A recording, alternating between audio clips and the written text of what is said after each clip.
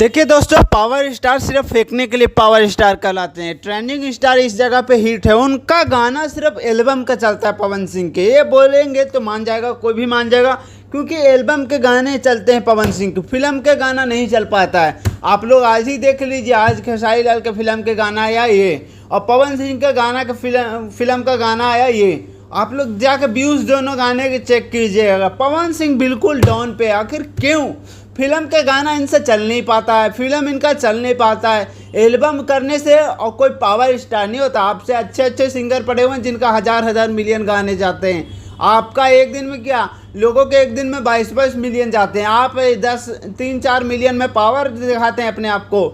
ये कोई पावर नहीं होती है। पावर असली वो होता है जो हर लाइन में सुपरस्टार कहलाए। और इस हर लाइन में कौन स्टार कहलाता है वो सबको पता है। खेसारी लाल यादव, उनका खराब भी फिल्म होता है ना तो भी उनका रिकवर कर लेते हैं। और पवन सिंह के इधर 2-3 फिल्म आए। एक तो फिल्म 4 दिन में उतार दिया गया था। अब सोचो 4 दिन में कोई 3-4 करोड़ के मूवी का फिल्म अगर उतर जा रहा है सिनेमा हॉल से, तो समझ सकते हैं किस लेवल को स्टार है। फेंकावता मत कीजिए, रियलिटी करके दिखाइए। उससे ज़्यादा कुछ नहीं बोलता। ओके बाय, लव यू, मिलता हूँ नेक्स्ट अपडेट।